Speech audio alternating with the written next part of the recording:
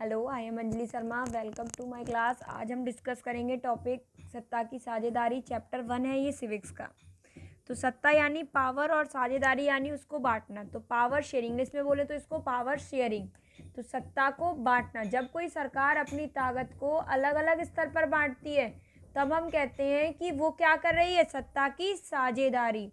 जब कोई सरकार अपनी ताकत को अलग अलग स्तर पर बांटती है तब हम कहते हैं कि वो क्या कर रही है, सत्ता की साझेदारी। अब इस सत्ता की साझेदारी को समझने के लिए दो देशों की स्थिति का वर्णन किया है। तो पहला बेल्जियम और दूसरा श्रीलंका। तो बेल्जियम क्या है, बेल्जियम यूरोप का एक छोटा सा देश है। इसकी जो सीमाएं हैं वो नीदरलैंड, यूक्रेन और जर्मन से लगती हैं। बेल्जियम यूरोप का एक छोटा सा देश है और इसकी जो सीमाएं हैं वो नीदरलैंड, यूक्रेन और जर्मन से लगती हैं। अब क्षेत्रफल में देखा जाए तो क्षेत्रफल में ये हमारे हरियाणा राज्य से भी छोटा है। इसकी आबादी 1 करोड़ से थोड़ी सी अधिक है, यानी क्षेत्रफल में ये हमारे हरियाणा राज्य से छोटा है और इसकी आबादी 1 करोड़ से थोड़ी अधिक है। जातीय बुनावट, इसमें 59% जो लोग हैं वो फ्लेमिश इलाके में रहते हैं और डच भाषा बोलते हैं। 40% लोग बैलोनिया में रहते हैं और फ्रेंच बोलते हैं और 1% लोग जर्मन बोलते हैं। श्रीलंका द्वीपीय देश है जो तमिलनाडु के दक्षिणी तट से कुछ किलोमीटर की दूरी पर है। द्वीपीय देश है जो तमिलनाडु के दक्षिणी तट से कुछ किलोमीटर की दूरी पर स्थित है। जनसंख्या देखें तो इसकी आबादी करीब 2 करोड़ है, यानी हमारी हरियाणा की आबादी के बराबर।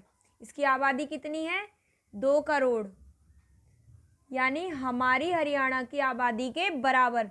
इसकी जातीय बुनावट क्या है, सबसे प्रमुख सिहिली है यहाँ पे और वो उनकी आबादी कितनी है, 74% है।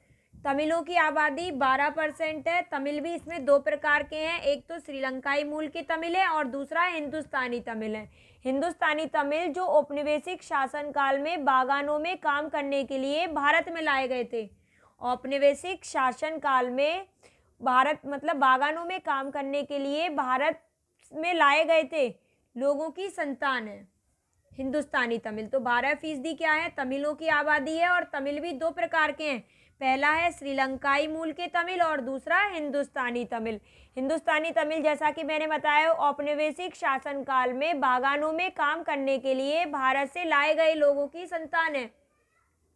अब धर्म की बात करते हैं। तो धर्म यहाँ पे जो सिंहली हैं वो अधिकतर बौद्ध धर्म है। तमिल दोनों है, हिंदू और मुसलमान। आबादी में ईसाई 7% हैं और जो दोनों भाषा बोलते हैं, सिंहली और तमिल भी। यानी जो सिंहली, जो 74% सिंहली हैं वो क्या है, यहाँ पर बौद्ध हैं। तमिल हिंदू और मुसलमान दोनों है, यानी तमिल कितने थे, 12% थे, जिसमें हिंदू भी हैं और मुसलमान भी हैं। आबादी में ईसाई जो है 7% हैं और वो दोनों भाषाएं बोलते हैं, सिंहली और तमिल।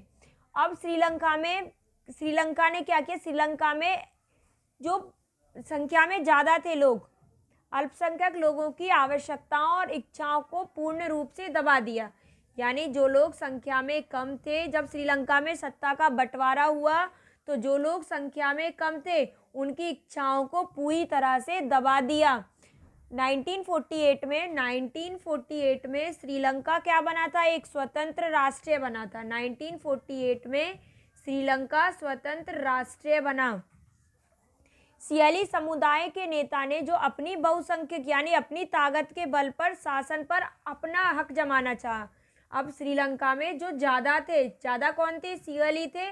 तो जो ज़्यादा थे उन्होंने अपनी ताकत के बल पर क्या चाहा कि हम सत्ता में अपना प्रभुत्व जमाना चाहा। 1948 में श्रीलंका स्वतंत्र राष्ट्र बना और श्रीलंका में जो बहुसंख्यक समुदाय थे उन्होंने शासन पर अपना प्रभुत्व जमाना चाहा। 1956 में श्रीलंका 1948 में स्वतंत्र राष्ट्र बना। 1956 में एक कानून बनाया गया। क्या बनाया गया, कानून बनाया गया जिसके तहत जो तमिल थे उनको दरकिनार करके, यानी 1956 में एक कानून बनाया गया जिसमें तमिलों को क्या कर दिया, नज़रअंदाज कर दिया। 1956 में कानून बनाया गया जिसके तहत तमिलों को नज़रअंदाज कर दिया और तमिल को और सिंहली को एकमात्र राजभाषा घोषित कर दिया गया। क्या कर दिया गया? जो सिंहली थी उसको राजभाषा घोषित कर दिया गया। 1948 में स्वतंत्र राष्ट्र बना था। 1956 में एक कानून बना, कानून में सिंहली को राजभाषा घोषित कर दिया और तमिल को किनारे कर दिया, यानी तमिल पर ध्यान नहीं दिया। शिक्षण संस्थाओं, सरकारी नौकरियों में सिंहलियों को प्राथमिकता दी जाने लगी, यानी ये संख्या में ज़्यादा थे, तो शिक्षा में, सरकारी नौकरियों में, हर जगह इनको क्या दी जाने लगी? प्राथमिकता दी जाने लगी।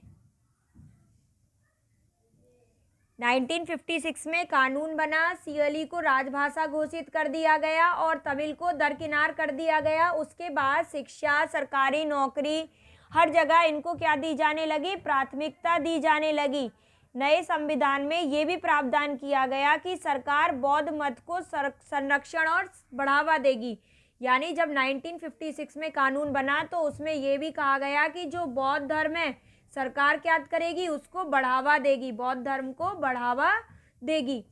तो 1948 में देश स्वतंत्र राष्ट्र बना था। उसके बाद 1956 में कानून बना और कानून बनने के बाद इसमें 3 चीज़ें हुई। पहला, सिंहली को राजभाषा घोषित कर दिया गया, तमिल को दरकिनार कर दिया गया। दूसरा, शिक्षा, सरकारी नौकरी में उनको प्राथमिकता दी जाने लगी और तीसरा, बौद्ध धर्म को बढ़ावा दिया जाएगा।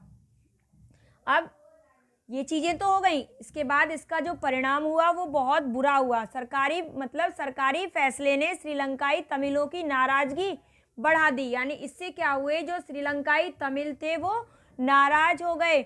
उन्हें लगा कि बौद्ध धर्म वाले जो लोग हैं उनकी जो ये पार्टियां हैं ये उनकी भाषा और संस्कृति को लेकर असंवेदनशील हैं।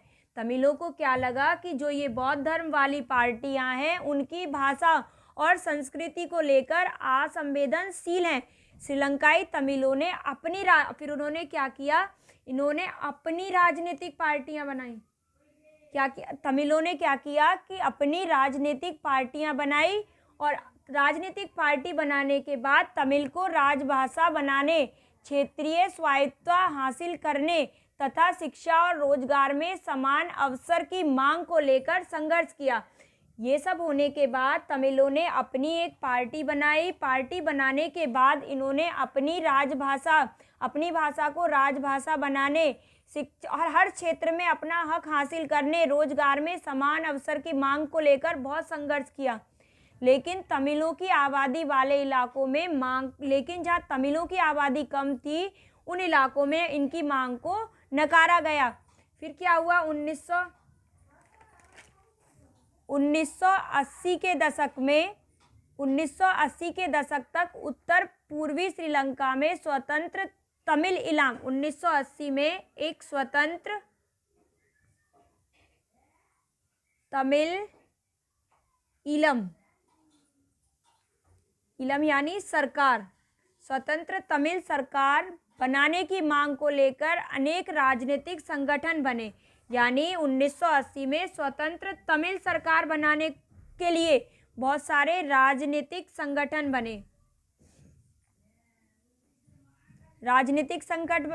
बने। संगठनों में 2 समुदाय। अब जब संगठन बन गए तो 2 समुदाय हो गए। संगठन में श्रीलंका में 2 समुदायों के बीच पारस्परिक अविश्वास ने टकराव का रूप ले लिया, यानी तमिल और बौद्ध धर्म, सिंहली, 2 समुदाय हो गए और दोनों के बीच किसका क्या हो गया? टकराव हो गया। दोनों के बीच टकराव हो गया। अविश्वास ने किसका रूप ले लिया? टकराव का। और यह टकराव गृह युद्ध में बदल गया। यह टकराव किस में बदल गया? गृह युद्ध में बदल गया। परिणाम हुआ कि दोनों पक्ष में हजारों लोग मारे गए। परिणाम क्या हुआ? दोनों पक्ष में हजारों लोग मारे गए और वहां के गृह युद्ध से देश की स्थिति खराब हो गई। सामाजिक, सांस्कृतिक और आर्थिक जीवन में काफी परेशानियां पैदा हो गईं। श्रीलंका ने इस तरह से सत्ता का बंटवारा किया था। उसके बाद हम आते हैं बेल्जियम पर।